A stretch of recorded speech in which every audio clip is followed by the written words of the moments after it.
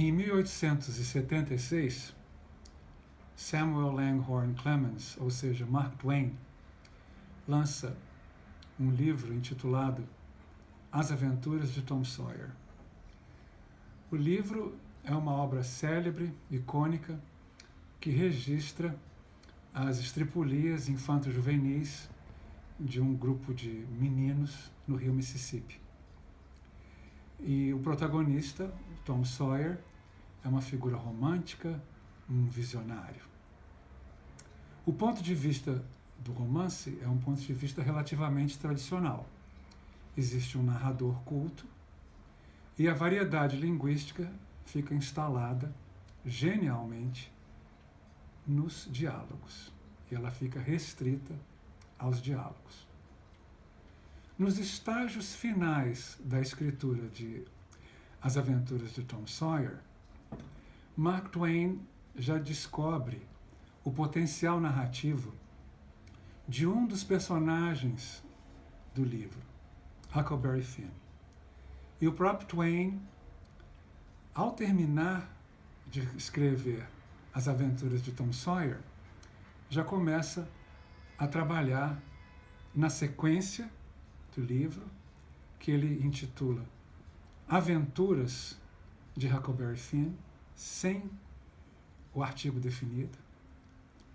E ele descobre que seria melhor narrar as aventuras do Huckleberry Finn na primeira pessoa, sob o ponto de vista desse menino de 12 anos, que é o chamado pária juvenil do vilarejo, o filho do bêbado da cidade.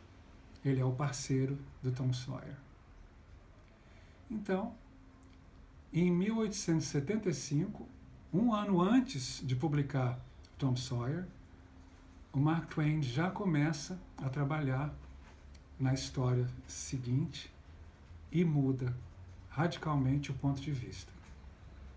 E está aí a grande inovação, porque quando ele lança Aventuras de Huckleberry Finn, em 1884, no Canadá e no Reino Unido, em 1885, logo em seguida, fevereiro de 85, nos Estados Unidos, nós temos a grande inovação.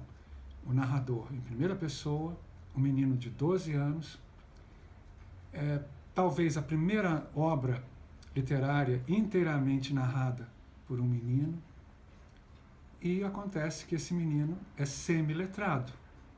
Então, o romance praticamente não tem norma culta. Então, diante desse fato, o maior desafio, na minha opinião, e na opinião de outros tradutores também, que se apresenta a quem quer traduzir esse romance, é a questão da reprodução escrita de marcas de oralidade, o registro e a questão da variedade linguística. O Mark Twain diz, na explicação, como ele chama de explicação, que há 7 dialetos no romance. Alguns linguistas já estudaram o romance sob o ponto de vista estritamente linguístico e parece que não há exatamente 7 dialetos ali. Mas há muita variedade linguística e o que o Mark Twain busca, muito mais do que a acuidade dialetológica, é um efeito estético, um efeito artístico. E isso ele consegue magistralmente. Então, na tradução, como lidar com essa questão da variedade linguística, do dialeto? Nós sabemos o que não funciona. O que não funciona é a substituição geográfica.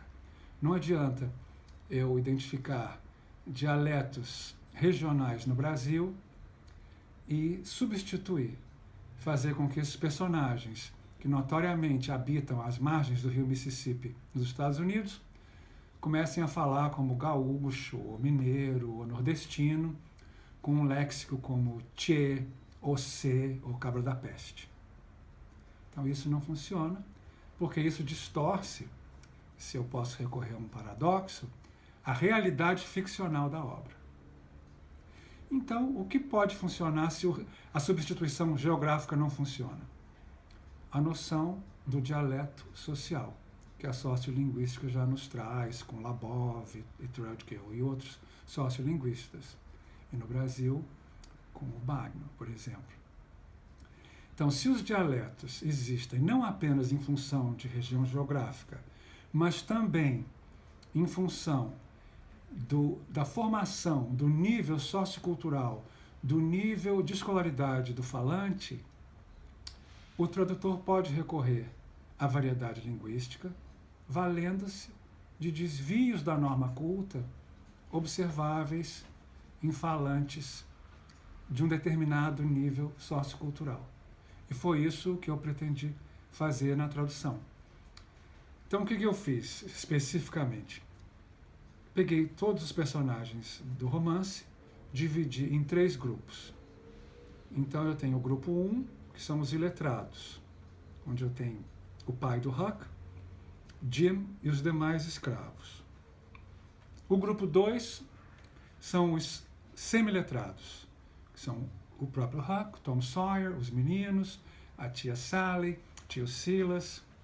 E no grupo 3, os letrados, mas letrados marcado aqui, porque se a narrativa é toda do Huck Finn, mesmo os letrados cometem desvios da norma culta. Então, os letrados são os juízes, os advogados, o médico, a Mary Jane. E para cada nível desses,